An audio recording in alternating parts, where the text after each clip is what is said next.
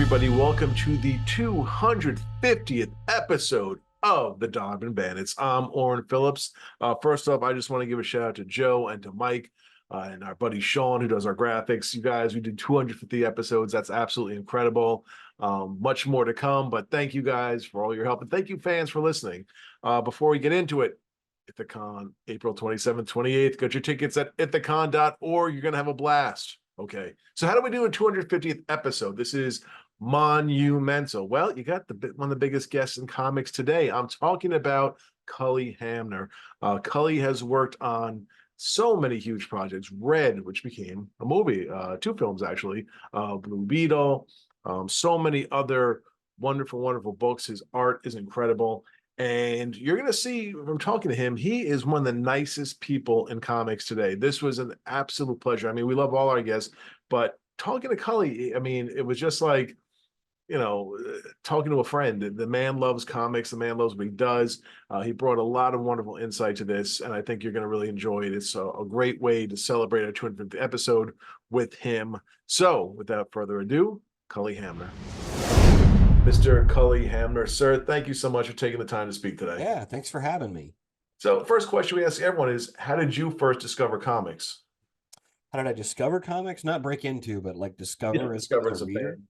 Oh man, it was pretty early. I don't have a specific memory of being handed comics, but I do remember being at my grandmother's house and my spread out on the floor with like a bunch of comics. And I remember more specifically, I think they were DC's. They tended to be like Superman and Detective Comics and stuff like that. That was kind of my earliest memory of reading comics. I must have been. I was an early reader. I must have been 4, something like that. I don't know that I fully understood the words. I think that one of the reasons I was an early reader was because I was relating the images to what I was seeing in the text, and then at some point made a correspondence between the two of them. So that's probably my earliest memory, of being into comics pretty early. So how do you later on make a decision that maybe this is a career that I'd like to pursue? What's really weird is I would read the credits and I was like, well, there are people's names in this. Clearly someone is doing this and they're not doing it for free. Mm-hmm. How wrong was I? No, I'm just kidding. I just always kind of knew that there were people, they would talk about them in the you read Marvel comics, they would, the Stan soapbox thing, they would talk about, Rascally Roy and, all these people who were doing comics that they were sort of presenting as characters, and it just sort of seemed like a lot of fun to me. So, I grew up thinking, okay, I'm gonna try and be a comic book artist, and if I can make it happen, I'll move to New York. I'll go to the Marvel offices every day. I'll go to the DC offices every day. That's not how it worked out at all, because that's just not how it is. By the time I broke in, the offices were there in New York, but nobody, hardly anybody lived there. Everybody was all over the world. So, it was something that I thought, I grew up in Alabama, in rural Alabama, and it was something that was not a real kind of a job, that like perceived as something that you do. So I was like, nobody in this part of the country does comics. So clearly I'm going to have to move somewhere else. And it's, didn't turn out to be that way, We always, and something we've learned on the show is that we always thought that the writers and the artists were like working next to each other, like a tag team, back and forth throwing ideas. And it seems like there's a divide between them in certain cases. Sometimes they do work together. In other I think more so now than okay. it was when I broke in. I think one my earliest experiences in comics as a pro had a lot more connection between the writer and the artist in terms of talking every day or almost every day. And this was, I'm going to date myself a little bit here. This was pre-email and sort of being able to contact anybody immediately except on the phone. So I would be on the phone with writers all the time. And that sort of real-time communication, you hearing somebody's voice every day or every other day, that leads to some relationships, and that I always thought that was a good thing. I feel like there's a little bit of a barrier to that now because everybody's so has shifted so far over into texting or emailing. You might have a Zoom meeting here and there, like we're doing, but for the most part, people, don't do that as much, or at least not in my experience currently. Um, the book I'm working on right now is with Greg Rucka, and we have a standing rule that we check in with each other on the phone once a week. So every Friday I talk to Greg, um, and I think that's mainly both because we're kind of the same age and got in kind of relatively the same time, and that's just how we like it. Yeah. Your prep for a project, is it the same now as when you started, or has it changed with, or it depends on the project you're working on? It really depends on the project that I'm working on, but I always kind of approach things in the way of reading the script a bunch of times, trying to get into the character first. In that way, I guess I sort of approach it almost like an actor. You do your research, you live with the character for a little while. In my case, I tend to draw like turnarounds like an animator and try to get that's even if it's a character that already exists. If I've got to do a Captain America series or something like that, um, I'm going to draw a turnaround so that I can figure out what my Captain America looks like. Because everybody's got sort of their own take, and there's certain things that are going to be common in every version of that character, but you still have to figure out how you do it. When I did the question with Greg, it suddenly occurred to me I didn't really know how to draw hats. I'd never really drawn hats on a character before. So I spent a lot of time. I went and bought a couple of hats and a mannequin head, and I looked at it a bunch, and I just took a bunch of pictures of myself with it at different angles, and you know amassed like a library on just Googling people wearing hats. I made decisions like I didn't want her to wear a fedora. I wanted her to wear a trilby, that kind of stuff. Learned a lot about hats and learned a lot about how to draw them. You don't realize sometimes until you're called upon to do something like that, you don't really know how to draw something. If I had to draw the Batmobile on a regular basis, I'd have to figure out, okay, what's my Batmobile? What does it look like? How does it look like from all these different angles? How does it behave? So my approach is kind of always like that. I tend to dig in, Mhm. but then you run up against the needs of whatever the project is, and that's going to change from project to project. You said something very interesting about putting your take on the character. Yeah. Was that always the case, or starting early on, was there a pressure to be like, okay, let's keep this as the previous artist was doing, or did you always feel the freedom inside you to say, okay, let me make this my version of it? There's always been a tension between those two things Yeah. because I remember, when I first started, we're talking 1991, 92. The kind of like heat of the early image era was everywhere, and there was a lot of pressure to draw like those guys, like Jim, like Rob, and like Todd. And I don't know where I got the balls, but I I I very early was like, no, I'm not going to do that. I'm not gonna be those guys.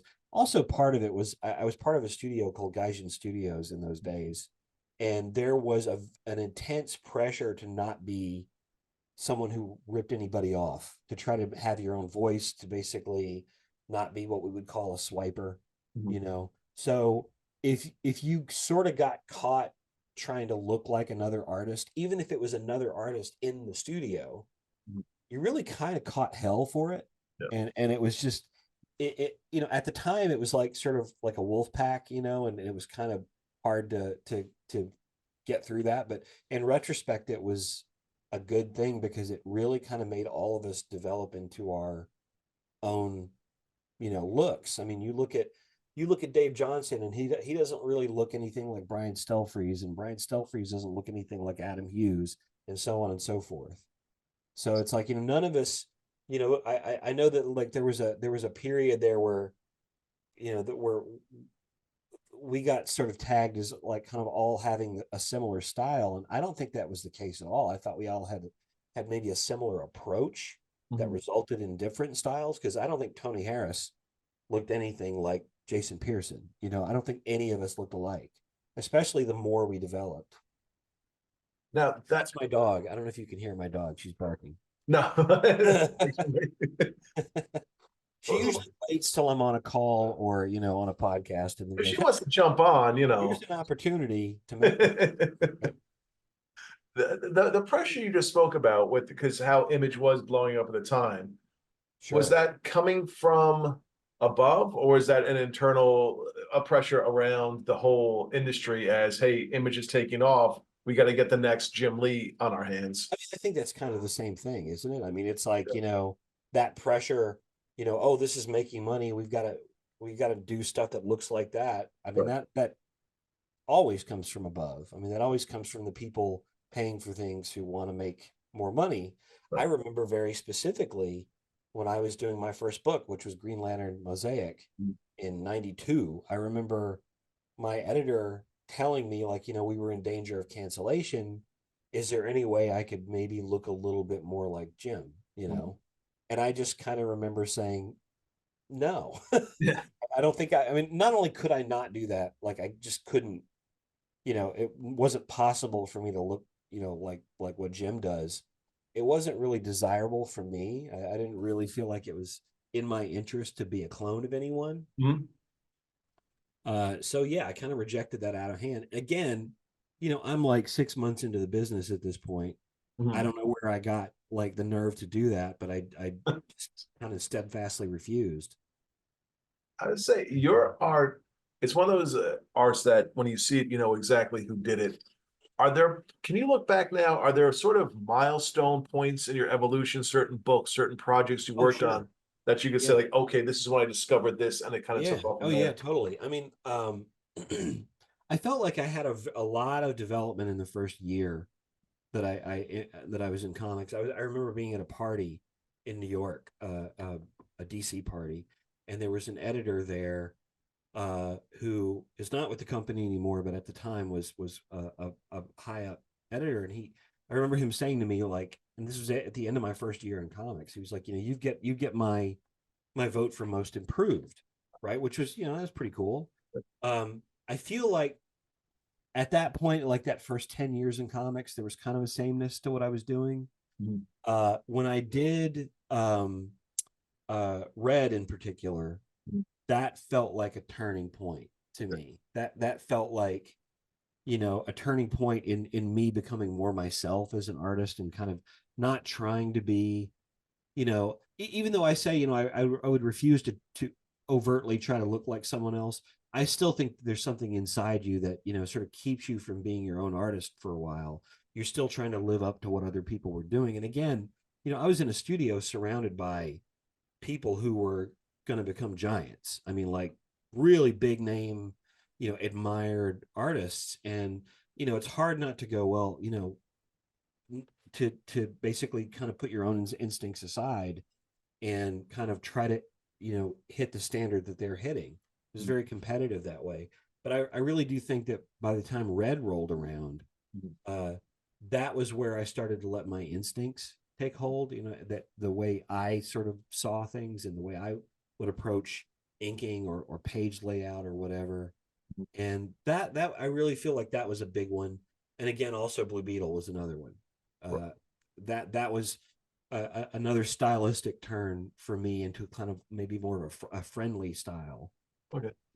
But there were never, it was never something that I've got a thing about style. I don't think you should try for style. I think style is something you should let happen. I think anytime you try for a style, there's something not true about it. There's something not there doesn't have the weight that it should have. Mhm. And I think if you can point to any evolution of mine where I actually became more identifiable as me, it wasn't something that came out of me like sort of overtly trying to do that. That it actually came from the opposite. It came from me relaxing and just letting it happen. So those two books I think were pretty big. I think when people see the book that I'm working on now, I think people might see another evolutionary step. We'll see. Yeah. I see it. I, somebody follow us, but I'll start with this one. Right now, are you the best that you've been? knowing how much you've changed and how much you've evolved? I think in terms of the level, what you'll see in a comic that I do, yeah. Uh, I don't know if I'm working the smartest I ever have. I'm sort of feeling my way because I took a detour into covers. I was doing a lot of covers and have been doing a lot of covers, and sort of tried. I sort of ended up figuring out a way to do covers that I had never really done before because I never considered myself a specialist. You know, you're in a studio with, again, Dave Johnson, Adam Hughes, Mhm. people like that. Those guys are, cover beasts. I never was, and it's only been the last few years, I think, that I've started to figure out covers, right? Mhm. So I sort of took a detour into covers, and I'm back. I'm still doing covers, but I'm back doing a fair amount of sequentials, uh, interiors now, and yeah, I mean, my approach is I'm sort of trying to refigure out what my approach is in a lot of ways. When did you feel the confidence that you belonged in the industry? Was it with Red or was it before that? No, honestly, I sort of felt like I belonged in the industry when I was a kid. Okay. Like, it's like I always felt like this was what I was going to do. Mhm. Uh, and I don't know. I never really felt like, I mean, I do, even now, I occasionally have those days where I'm like, I don't know what I'm doing. I don't, why am I still doing this? Why does anybody even want me to do this? I think everybody has those days. Right. Uh, but just in a general sense, I don't think I've ever felt like I wasn't of the industry, Mhm. if that makes any sense. I feel pretty accepted, as part of what this is. I don't know what else I'd do, honestly. Yeah. I mean, I guess I could figure it out if it came to it, but I don't know what else I'd do. I think you're doing all right. Yeah, okay. Making a living, right? I want to talk about, of course, the works that you've been on, but you've co-created many characters that stand out so much. When you're working on a character, what's ground zero? Is it a name? Is it a look, an ability, a personality? Where do you start and build it's from? it's it's different with every character. Okay. If it's a superhero character, uh, first thing I want to know is what is the character about. When we did Jaime Reyes, you know, what I got from the script was, okay, the tone of this is going to be kind of, for lack of a better term, kind of Spider-Man-ish. Mhm. This is not going to be a hard-bitten detective kind of a comic. This is going to be a teenage superhero kind of fun comic. Mhm. Uh, the other thing was, what's his background? He's a Mexican American teen. I felt that the designs that they had showed me that they had tried to get other people to do, editorially, they were directed towards something that was more Japanese, Okay. and I rejected that. I was like, you got a Mexican American teen. Mhm. Let's lean into the Beatleness of it, and let's lean into the cultural specificity of it. And what that led me to was looking at a lot of pictures of Beatles. I sort of seized upon the kind of like idea of the two pincers Mhm. as a silhouette, because I think silhouette is very important with superhero characters. Mhm. Batman's got a silhouette. Even Superman has a silhouette that's pretty recognizable, right? And I felt like Blue Beetle was one of those that could benefit from a silhouette, but also I wanted to have a flavor to the costume. And I don't remember exactly if it was my idea or if it was Stelfreeze's idea, because he was sitting in the office next to me. Mhm. One of us made this connection of, the mask had sort of a luchador kind of a vibe to it. And that's kind of what I ran with. And, the design that people have seen online that is my original turnarounds that's like literally the first drawing that I did, because it was one of those things where almost totally the design came to me like fully formed. The only note that there was from Mark Chiarello, who was the art director at the time, asked me to put some sort of a symbol on his chest to relate him to, maybe somehow relate him to the previous versions of the character in a subliminal kind of a way. Mhm. So I added like a graphic on the chest, uh, that sort of evoked that. But for the most part, it's like that design came to me like that, uh, and that's what people saw. So, but again, it's like it depends on, like when I did Red, it's like that look came almost completely from character because it's not a superhero character, doesn't have a costume or anything like that. The book I'm doing now, it took me a while to sort of figure out what the main character looked like because again, she's not a superhero. She's a you know I guess you'd call her a normal person, although she's kind of not that normal in the book, but she's a regular human person. Mhm. And so then you start to focus on the face more, the hair, the eyes, what that says about the character, Mhm. and also what the writer has described in the script. Sometimes there are descriptions of physical characteristics, and you can either take them on or not. I mean, Greg described some pretty specific physical characteristics on this that I ran with. Mhm. So yeah, it just depends on the book. But if it's a superhero character, I lean heavily into silhouette. I'm really big on that. I also, I know I tend to be a little bit broader with graphics and try to not over detail the outfits. Mhm. Uh, I know a lot of people, there's a tendency to want to over detail superhero outfits, and I sort of feel like who can pull that off monthly, So you got to be a little bit broader with the elements of the design. I think that's just my opinion. That's a really good point right there because it, Yeah. it is a lot of work to have to do that every single month. Well, yeah. I mean, you look at it now. It's like you look at how they draw Captain America now with like every scale and every shoelace, and it's like who can pull that off Right. on a monthly basis? Not many people. Hmm. You know. Well, let's start with Red because you said that was a turning point for you. Was the freedom of being away from established characters that there's sort of fan expectations on, did that help you sort of evolve too to put your own spin on things?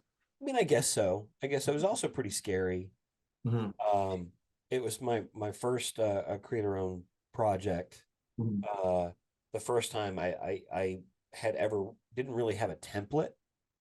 Uh, and we sort of created the template, and in some ways, that was at odds with what the publisher wanted to do because the publisher, I'm sure, and I know this for a fact, I think they wanted to go for more conventional, like a cover design, with logo at the top, here's cover art and all that. I remember again, I don't know where I got the balls for this, but I just kind of went, that's not what we're doing. We're doing this. And I had a very distinct idea for the three-tiered kind of like cover graphic that's played into like everything that we've ever done related to that book. Hmm. And it actually even got picked up in the movie posters when they finally did the movie. All the movie posters had that general kind of graphic. Hmm. Uh, but yeah, I mean, like it was fun to spread my wings, and it was also terrifying in some ways. When did you start to get comfortable with it? Well, see, that's the thing. Is like it was only 3 issues long, so I'd say Right. I probably got comfortable with it on issue 3. Because that's usually how I am. It's like I get comfortable and get into a groove Mhm. generally by the time of the third issue of anything that I do. And the problem is that nowadays it's like when I do any kind of like sort of interiors or anything like that, it's like they generally tend to be short duration. So they generally tend to be, like an issue of this, an issue of that, 2 issues, 3 issues of this. And Mhm. I always like, I think the last multi-issue thing I did until now was the Batman and the Signal thing. And again, by the third issue, I'm starting to get into it, and it's like it's over. So that tends to happen to me a lot. The thing I'm doing now is 5 issues Okay. to start anyway. Right. So yeah, it should be pretty cool. But it's like it's like I usually get into a groove right around the time it's over. I'll jump back to Red in a second, but just based on what you just said, if DC, Marvel, someone came to you and said, "Listen, we want you to do a 1 year run on X book. Whatever book you want, you're guaranteed a year to get into it." Would you rather that, or we'll give you 6 issues and then you can move on to something else that you'd like to work on? I don't know. It depends on the story, depends on who I'm working with, depends on what the character is. I wouldn't be averse to basically doing a longer run on something, if, as you say, they gave me a year to get going on it, Right. I think that'd be pretty awesome. It's been a long time since I've done anything that long. There was something a couple of years ago that was going to be that, but it didn't work out for whatever reason. The editor left the company and the project just kind of died. But it was going to be a 10 issue series Oh, that I wow. was going to do. Yeah. Jumping back to Red, I spoke to Kevin Grievous, who did I Frankenstein. He did Underworld.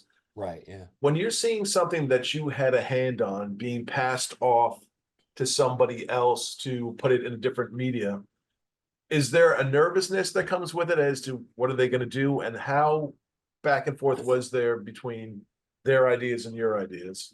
Well, I mean, I don't know. I guess I sort of understand that, but at the same time, my attitude is the book's still there.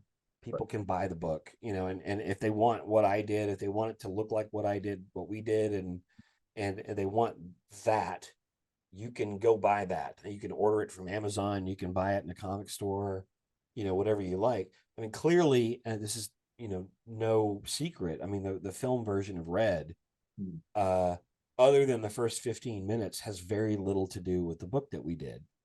Um, the first 15 minutes are fairly one to one, as to what happened in the book. And then it just goes off and becomes its own thing. Hmm. Uh, and I enjoyed it. I thought it was a lot of fun. It was a fun movie. It was not what we did. Right. If you want to look at something that is closer to what we did in the comic, Hmm. I would say something like Taken, or that sort of thing in tone was a lot more like what we did. Hmm. Uh, but the feeling at the time was that nobody really wanted that sort of a thing, so they went for the comedy angle, Yeah. and it was great, and I don't know. I have a feeling at some point someone's going to revive it, and they're gonna do a different take on it, or whatever. Hmm. But I wouldn't say there's a nervousness at all, Okay. especially not at this point. It's like I've been through this a couple of times, and I don't feel like a nervousness. Yeah. I will jump to Blue Beetle in a moment, but do you prefer, and it seems like you prefer more Earth-based characters as opposed to maybe celestial-based characters? Am I on the right about that, or do you enjoy both? I don't know. I don't know if I would say that that's true. I just want something that's interesting and something that's fun for me as a creator. And Mhm. I mean, I wouldn't say I, love Blue Beetle more than I love Red, or if I love, Red more than the Question, or love Mhm. the Question more than, Batman and the Signal. I mean, I like all that stuff. What's Mhm. funny about it is you know, I think, I very much have been someone who's sort of taken the jobs that have come my way. I've Mhm. been pretty lucky in that those jobs, for whatever reason, have turned out to be things that people remember after a while. So it's like, if you had said to me, I remember being offered Blue Beetle, and I just kind of went, okay, Blue Beetle, that's sure, okay, fine, let's do that. And I wasn't really, because I wasn't getting offered a run on Batman. I wasn't getting offered, a run on Spider-Man or anything like that. I just have never been the kind of artist that gets a lot of those kind of offers. Mhm. Um, and so I've always been like, let me find something fun in what I am being offered.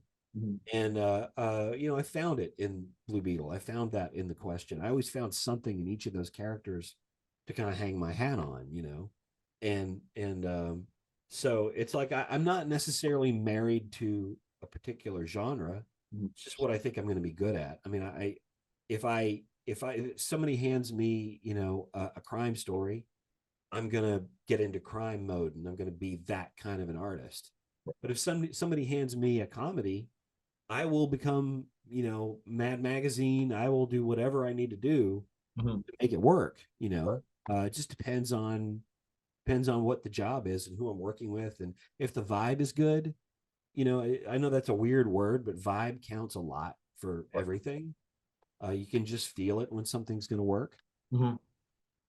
How long does it take you to feel that vibe when you're on a project? Sometimes it's immediate. Sometimes it takes a little while. I mean, I'll admit. I mean, like the thing I'm working on right now, it took me a while to connect to it. Okay. for various reasons. I think COVID had a lot to do with it. Yep. There was, I think there was a couple of years there where everybody was just trying to figure out how we were going to get through that, if there was going to be an industry to work in. Mhm. But I mean, like when Greg and I did the question, after the first phone call, I was like, "This is going to work. Yeah. This is going to work." Greg and I did not know each other. We just immediately kind of. I had worked with his wife, Jen Van Meter, on Black Lightning Year One, which was another one of those things where I went, "Okay, Black Lightning, sure, okay," and then we just did the best we could, and it kind of worked. So Right. I had a really good relationship working with Jen, and then when they were talking to me about the question, I think Jen was like, "Oh, you'll like Cully. No, don't worry. You'll like working with Cully." And we, immediately kind of clicked, and like, the two of them have been good friends of mine for a while Right. now. But yeah, it just depends. I mean, like when even back when I did stuff like Firearm, like James Robinson and I hit it off pretty quickly, and Mhm. became friends. And I was like that, like you can just sort of tell Mhm. that you're going to have a good time working with someone, and oftentimes you can tell that you're not, Yeah. but you just keep your head down and try to do the best job you can. Jumping back to Blue Beetle, you said the job was offered to you. Mhm. What was the pitch? Was it just we want to take it in a new direction and we want to Yeah, very much. It was like we're doing a new Blue Beetle. We're killing Ted Cord, Mhm. and I'll admit, it's like at the time I thought, okay, so you're killing Ted Cord. I didn't think that Ted Cord had that much of a fan base, we're in 2006. And now it's completely different. Like, people come up to me all the time, they're like, I like Blue Beetle, but I got to tell you, I'm a Ted Cord guy. And I'm like, good for you, great. Me too. It's like I loved the Giffen Demanis McGuire version a lot. Mhm. I was never really into the Ditko version, Right. but I liked him in Justice League quite a bit. But I just didn't really think it was that. Even when we did Blue Beetle, our Blue Beetle, I didn't think anybody was reading, to be honest. I just kind of thought, well, they're paying me to do this book, and it's a fun book. I'll do what I can do. But I didn't think anybody was paying attention. Right. Uh, and the pitch to me was, we're going to do something different. We're creating a new character. I believe that they already had a script, Okay. and they had gone to, I don't know, two or three other artists Mhm. and gotten design passes from them. Mhm. And as I said earlier, Dave Johnson was one of them. He and I have talked about this. Mhm. And as I said earlier, like they're sort of kind of like instructions, or sort of set of things to think about for the artist was, we want to go in sort of a mecha direction. We want like a Japanese mecha direction. And again, my first thought was, no one's going to pull that off on a monthly basis. I know I won't. Uh, and it was one of those things where I was like, well, I have two competing things. There's what I'm reading in the script, and then there's what DC is telling me. And they were different. They were two different things. And I was like, I'm going to go with the script. I'm not going to listen to this sort of unformed kind of pseudo kind of idea that I was getting, because I don't think they really knew what they wanted. I think they sort of thought they knew what they wanted, but I was like, well, I'm going to show them what they really want. So I basically dug into the script and did my research and that sort of thing, and came up with what I came up with, Mhm. and turned it into them. And they're like, that's it. And I was like, okay. And then they're like, by the way, do you also want to do the book? And I was like, sure, but it was just one of those things where, you don't give them necessarily what they say they want. Give Mhm. them what the project needs. Listen to the project. That's what I always say. It's like, listen to what is on the page Mhm. telling you. Uh and go with that. Go with what works, what you think works with the character. Mhm. And if you do that well enough, they'll forget what they've asked you to do. They just want this thing that looks cool. Right. And you said this was different for you because he was, you said almost a happier, kind of a happier draw. Yeah. And Yeah. Did you feel that initially from that script, or is that something that came as you started doing more and No, more? I got the tone pretty immediately. I mean, Okay. Keith and John like very, very quickly had established, this was a good kid with a sense of humor and a good family and, goofy sister and, had two friends and, it was a brighter uh, uh, thing than what I had been doing, which before that I had been doing things like I did some Punisher and I did like a Batman thing that was very dark, Mhm. and a few other things. And I'd done a Red, and I had done like um, another series at Top Cow with Warren called Down, Yep.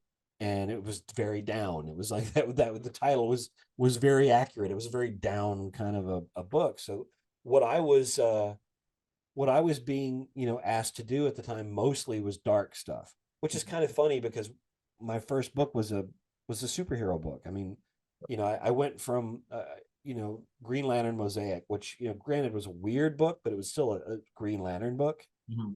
and then went from that into a book at Malibu, which was about a detective, Mhm. and I kind of got sort of stuck, in there for a little while, Mhm. doing kind of earthbound stuff, which is, I guess, why you're asking, if that was a more comfortable place for me. It is a comfortable place. It's Mhm. not all I can do. I can do really whatever I sort of feel like doing, Mhm. or at least I feel like I give everything a good shot. Were you surprised seeing your work done more colorfully with Blue Beetle coming off of, like you were saying, the Punisher and all that other stuff? Well, part of that was by design. I mean, like I wanted, if you look at in terms of just color, if you look at Red, the colors were done by a guy named David Self, Mhm. and David had a very interesting palette. It's very bright, lots of pastels. Mhm. So it sort of ran counter to the book, and it ran counter to the script to have that kind of color scheme. And I asked for him to come in and do uh, Blue Beetle, which he did for the first couple of issues. I think he did like the first 2 or 3 issues. I can't remember exactly how many he did, but Mhm. really set a tone. And then he left the book, and another colorist came in, a guy named Guy Major, and Guy sort of ran with what David had established. But uh, that was very much kind of what I wanted. I wanted a kind of a colorful Mhm. feel to things. I like having very saturated colors on my stuff. So yeah, I mean that wasn't a surprise. That was what we were going for. And you answered my question there, but what Yeah. is it that you look for in a colorist or an inker that's working on your stuff? What is it that they can do to make your stuff the best it could be? Well, that changes. I mean that sort of it changes with the project, but I think basically someone who is graphic, someone who is not overly rendery, Mhm. but also someone who knows not to color me completely literally, Okay. because I think people have a tendency to follow the angularity of what I'm doing in the drawing Mhm. and kind of not look at it in terms of contours or anything, or maybe hew too close to the contours of what I'm doing.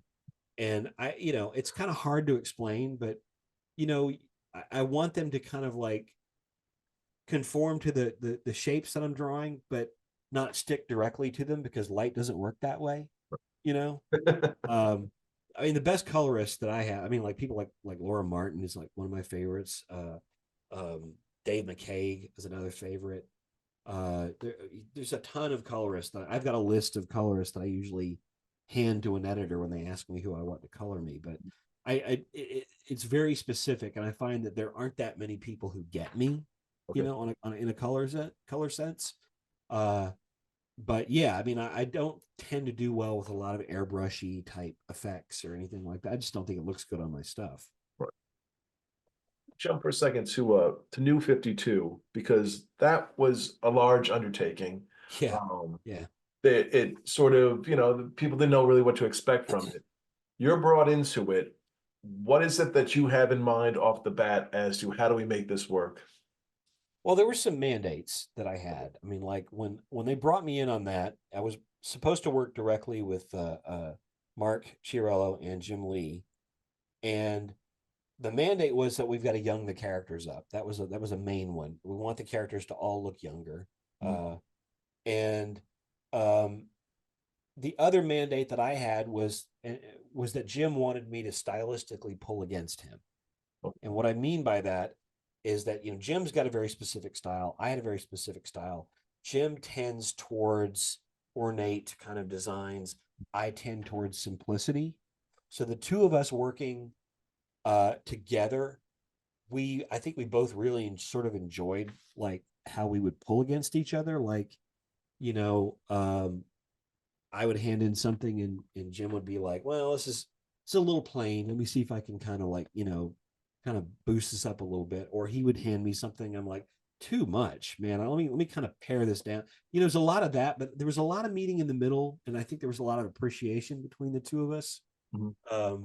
Where we would tell each other, like, I would say, well, you're right, and he would say, oh, you're right about this or whatever, and we presented a really united front, I think, against or not against, but like for the rest of editorial.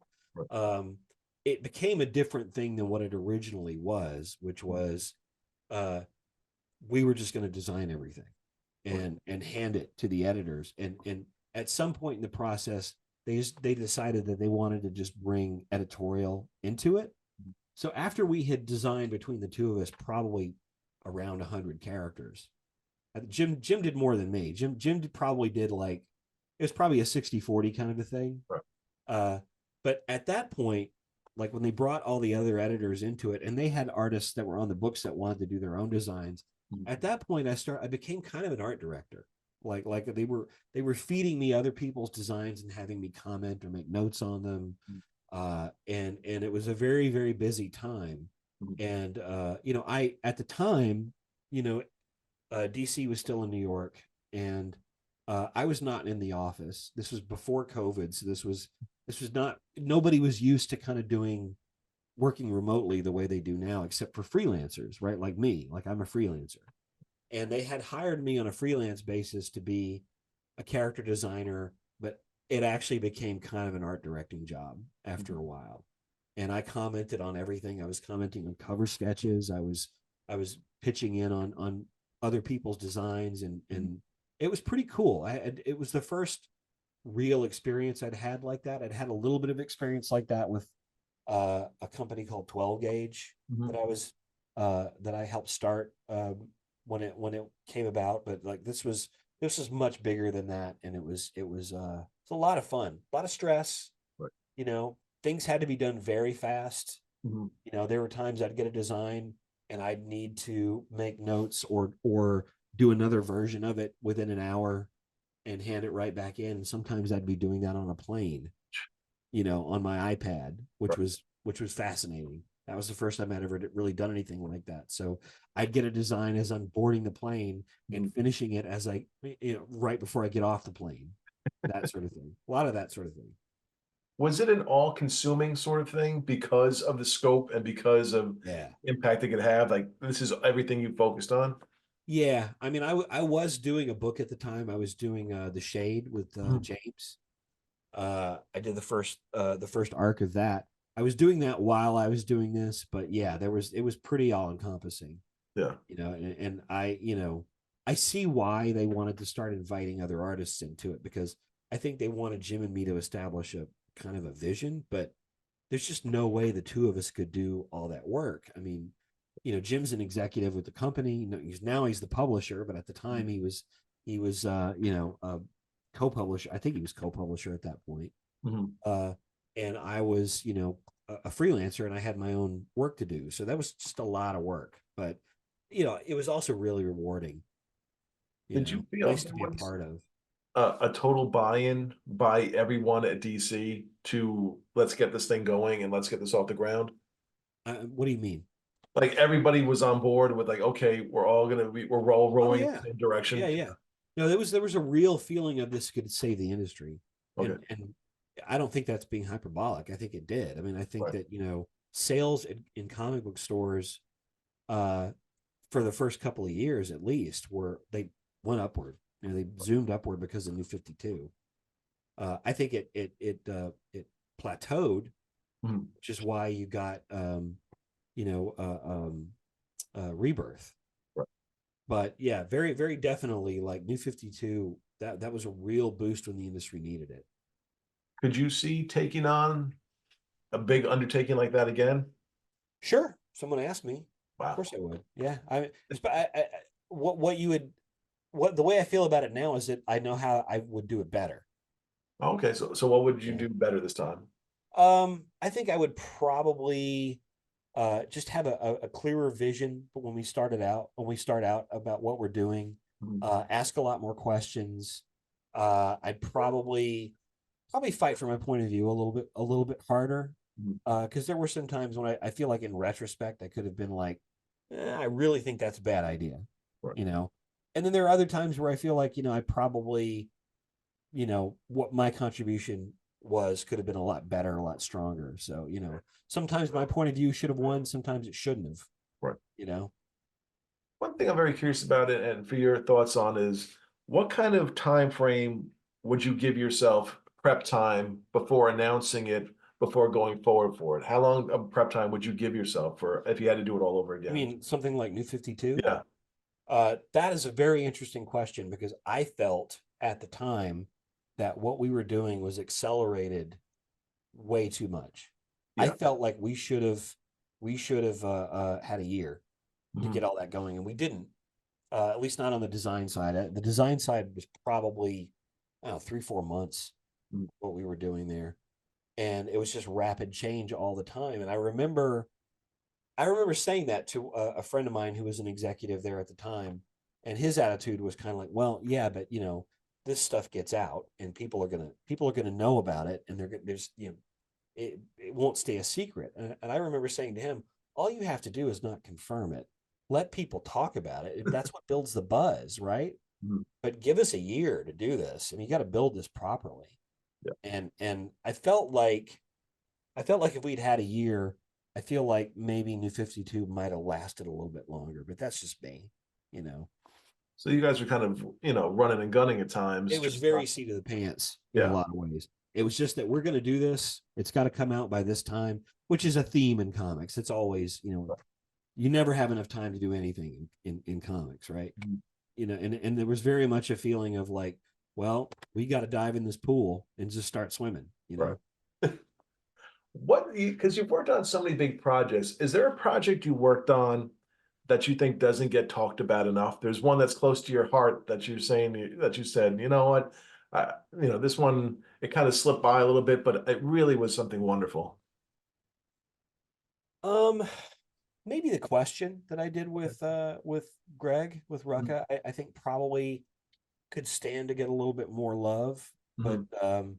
I don't know. It's like because a lot of the things that I've done, it's like it's like they had a long fuse. It's like a lot of the things that I've done, I felt like I said when I was doing Blue Beetle, I didn't feel like anybody was reading. I didn't really feel like anybody was paying attention.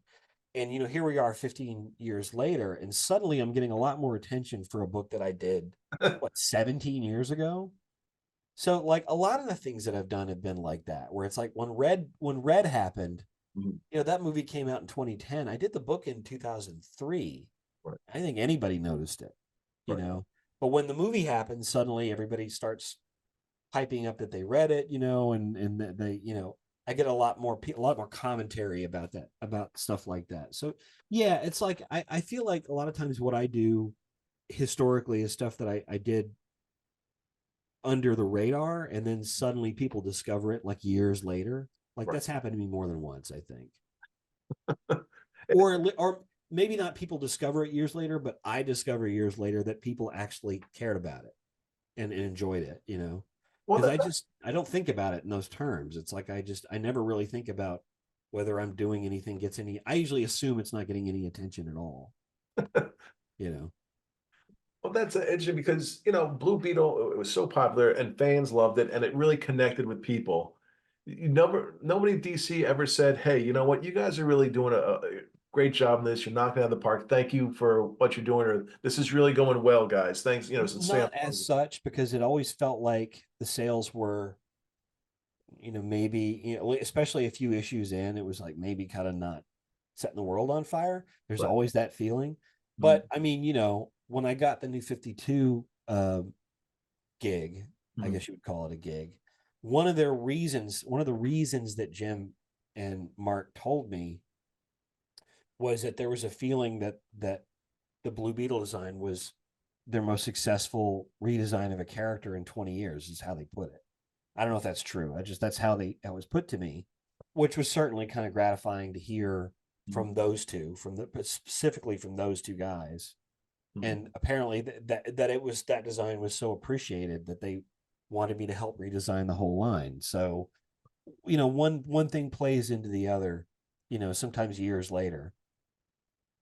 With the question, because I I like Ditko's version of it. I mean, it was Mr. A, basically. It Yeah, was either yeah, you're good yeah. or you're bad. And then, you had Dennis Cowan working on it with Neil Adams, stuff like that. When you get to, I'm sorry, not Neil Adams. Oh, it's escaping me now. Someone will comment on this. But when you get to the book, what's your thought on the character and what did you want to bring to it? Well, my thought was like I was a big fan of the O'Neill Cowan Danny O'Neill, yeah. version of the character, Mhm. as was Greg. Both of us were. My thought was, oh wow, I get to do the question. That's kind of cool. Renee Montoya, what? Because I was like, I wanted to do Vic Sage. That was my thing. I was like, oh well, I mean, okay, but I was not a Renee Montoya. I didn't really even realize at the time. And I feel bad about saying this because I have friends that were working on the character. Derek Robertson in particular was someone who had worked on uh, um, Renee as the question. I didn't really even realize that she was the question, so I had to kind of get more familiar with what had been going on. Mhm. And I had some thoughts. I had I one thing that I missed was I liked the Ditko guy in a suit with a hat. That the way that look sort of cut. I just kind of like that look. And I remember seeing the Renee version and going, she's wearing the fedora, but she's got like long hair and a leather jacket and like blue jeans, and she looks like she's like a motorcycle chick. And I remember actually saying to them, I'm like, can I give her a haircut? Mhm. Can I give her short hair? And can I put her in suits? Mhm. And my thought at first was and I don't want to put her in male suits. I want to put her in nice kind of like, sort of cut for the female body suits, right?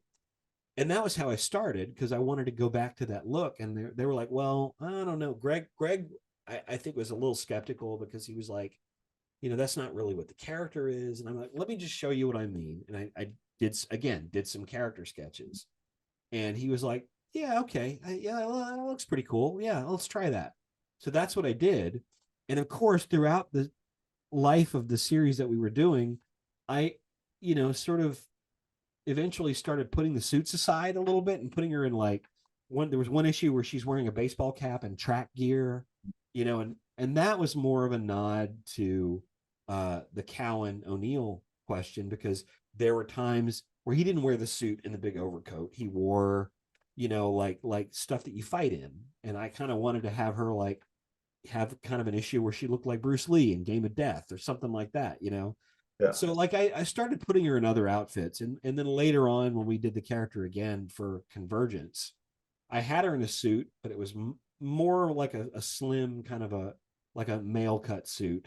Just it still conformed to her body, but it was suits by that point had gotten a lot more form fitting.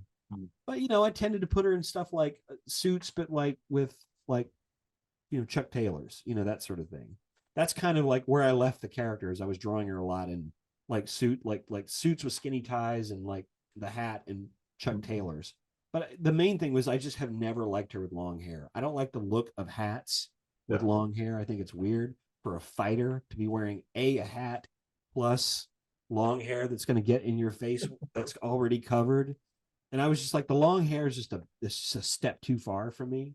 Right. And I've noticed actually when people draw the character now, they tend to start giving her long hair again, and it sets my teeth on edge. Because to me, Renee's got to have short hair. That's just me. And I would think to draw it too for every, when she's fighting and moving their body, the hair has to move a certain way too. So every panel, you have to figure out which direction this thing is going. Well, that, I mean, that can be useful for some characters, but I just Right. feel like for her, she's a fighter, she's a scrapper, she's Mhm. a street fighter, Right. she's already got to contend with the mask and the hat. And it's like, that hat's not going to stay in your head if you're fighting with long hair on. It's just not. I realize we selectively introduce realism or believability into characters when we're doing comics, right? But that's just one of those things where it just doesn't fly with me. I don't know why, it just doesn't. So anytime I draw Renee, her hair's on the shorter side. I Mhm. did a book with Tom Taylor a few years ago, a Black Mask Mhm. special, and Renee was in it. And they were like, "Well, Renee's got slightly longer hair," and I'm like, "Only slightly. I'm not going to make it. I'll make it a little longer than I would be comfortable with, but only so long. It's not going to be, the shoulder length hair that people put on her." Right. What you just said a moment ago, it really, I mean, there's so much I admire about you, but I admire the craftsmanship that you put in because you're thinking if someone's getting into a fight, they're not going to want to be in a business suit and with this big coat moving around. They're going to want to be able to move quickly and they want to be able to strike fast.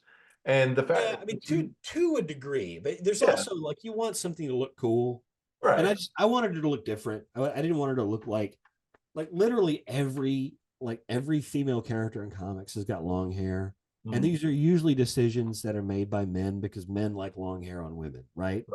And I always thought I wanted her to look different. I mean, she's not your usual, female character. She's a character. She's not. I don't think we should just, narrow it down to she's a woman. She has to have long hair. Right. She's a butch lesbian. Right. She's give her short hair. Right. It doesn't mean that we have to make her, she can be attractive, sure, but it's just like, she's got a different aesthetic. Let's let her have that aesthetic, right? Right. Uh, but yeah, I just I'm always looking for a way to differentiate Mhm. a character like that. And when you have a character that's not Superman or Batman or Spider-Man or Hulk or whatever, you have room to kind of play with the look a little bit more, I think. And Mhm. I felt like, well, this is my chance to kind of put my stamp on this character and Mhm. make her look a little different. And that was what I tried to do. Speaking of what you just said, you worked with so many different companies. If one of them came to you today and said, "Have free reign at any character you want," what's maybe a few characters that you would love to take a crack at?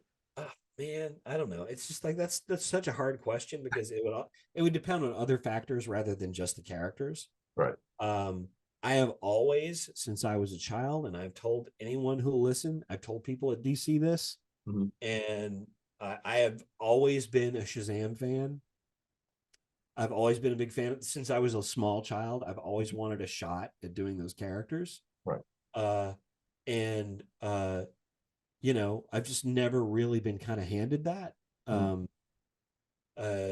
but it's one of those things where I'm also kind of like, I wonder if I'm not kind of past my sort of sell by date for doing that kind of stuff, Mhm. and maybe should be more focusing on creator own stuff.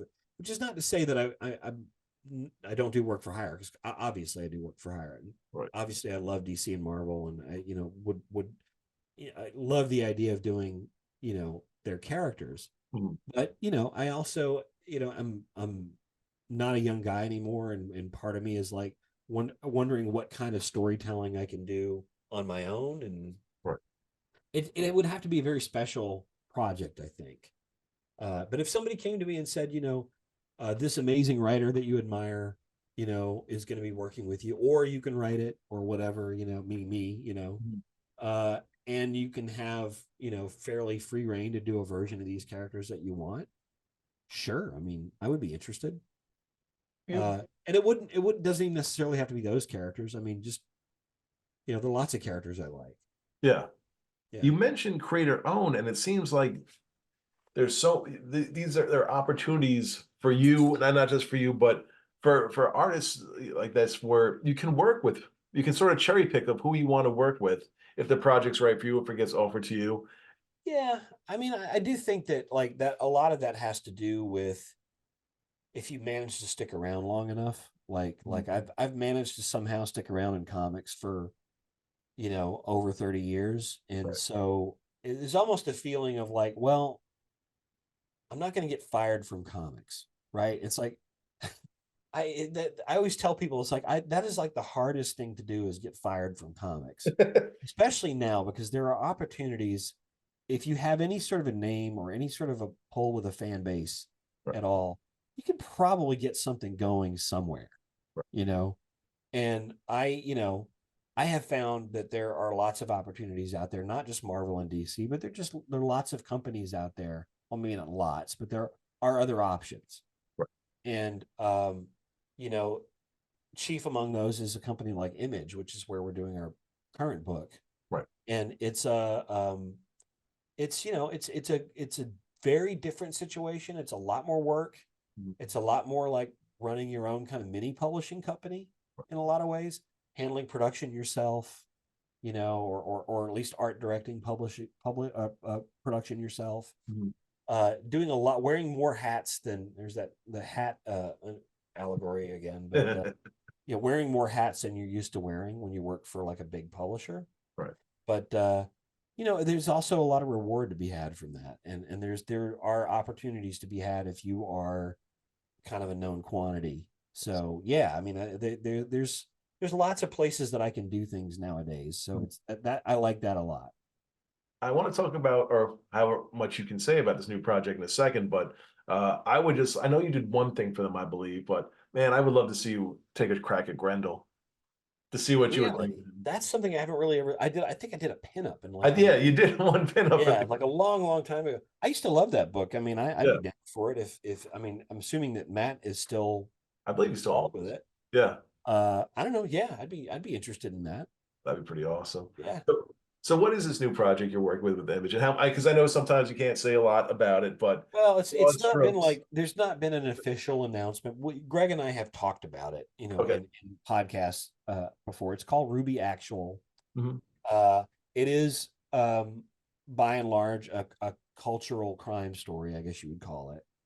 Um, I don't want to say too much more than that because we haven't really given any details as to characters or we haven't shown any art or anything like that yet.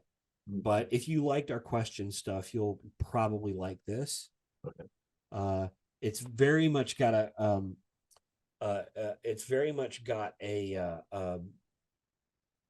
connection to current events, I guess you would say. Mhm. Um, is born out of a really angry conversation we had in England back a few years ago about just the state of the world and what certain people have to go through to live in it. So we'll be making an announcement when I get a little farther on this thing, but it's a real passion project, I think, for the two of us. And I know without giving anything away, but have you already in your mind come to a start and finish point for it, or are you still working your way along through it? I'm working my way along. I mean, Okay. I would like to get finished over the next few months so Mhm. that we can get this out and show people what it is because we do want to do more of it. Mhm. And there's a big opportunity with the way we built this thing to keep it going. Right. Uh, but yeah, I mean, I right now I'm just focused on trying to produce. Because again, it's the first kind of sequential stuff that I've done in a while, and it's sort of me sort of refiguring out how to do this because I used to do a lot more of this than I do now, and Mhm. and I'm trying to remember how I did that much, Right. you know. Uh, but also it's like I'm older and I need my sleep. Right. Nothing wrong with that. Yeah. Part of life. And we are back. Like I said, I really love this interview. I love talking to him. I love to have him back because there's so much, as I said here, we scratched the surface on what he's done.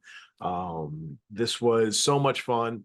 I hope that you guys enjoyed it. I hope it's a wonderful way to celebrate this occasion, this monumental moment for us, the Donovan Bandits. And we want you guys to keep listening, spread the word, rate, review, subscribe. Cully, thank you again for doing this. We'd love to have you back on. You guys, thank you for listening, and we will see you soon.